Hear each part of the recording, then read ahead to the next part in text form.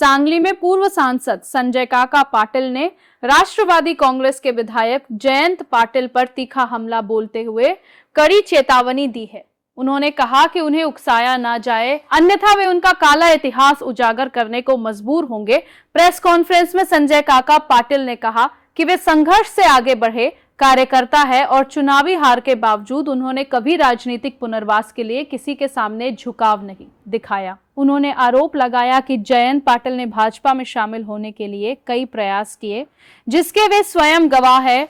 संजय काका पाटिल ने यह भी कहा कि उन्हें विरोधी गुट में भेजे जाने की बात पूरी तरह गलत और निराधार है। उन्होंने स्पष्ट किया कि उन्होंने कभी जयंत पाटिल को अपना नेता नहीं माना। उन्होंने आगे आरोप लगाया कि जयंत पाटिल ने अपने राजनीतिक हितों के लिए संगठन में फूट डाली और कार्यकर्ताओं के बीच विवाद पैदा किए। इस मौके पर बाबा साहेब पाटिल और नितिन पाटिल भी मौजूद रहे। सांगली संवाददाता विक्रम चौहान की रिपोर्ट। दुसरी बाजू परवा जिल्हा परिषद अध्यक्ष आणि उपाध्यक्ष पदाच्या निवडीनंतर या जिल्ह्यातले माजी मंत्री आणि राष्ट्रवादी शरद पवार गटाचे नेते जयंत पाटील यांनी एक अतिशय कुचकट आणि दुसऱ्याचं राजकारण अडचणीत यावं या उद्देशातून त्यांनी एक माझ्यावर स्टेटमेंट केलं। मी जयंत पाटलांना हेच सांगू इच्छितो,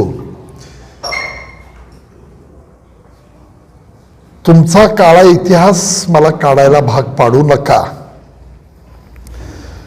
तुम्ही भाजपमध्ये येण्यासाठी किती वर्ष प्रयत्न करताय आणि किती वेळा उंबरे झिजवलेत याचा साक्षीदार म्हणून सुद्धा संजय पाटील आहे।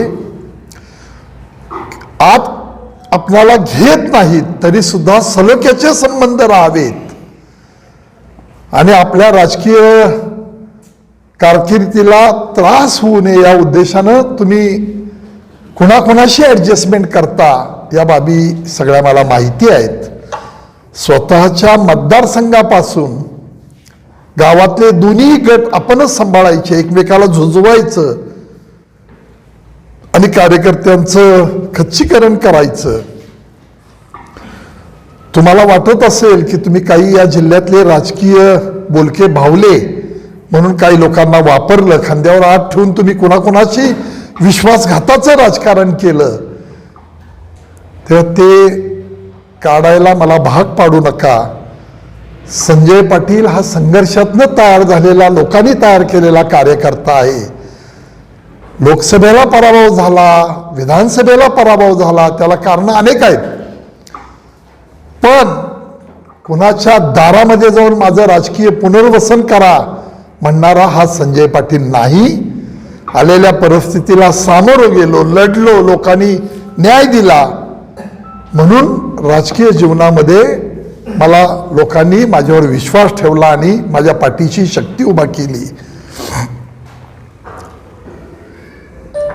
राजकारणामध्ये पहिल्यापासून मी सांगत होतो की जिल्हा परिषदची इलेक्शन झाल्यानंतर अजितदादांची दुर्दैवी दरम्यान, जिल्हा परिषद इलेक्शनच्या दरम्यान अजितदादांचा दुर्दैवी विमान अपघातात मृत्यू झाला।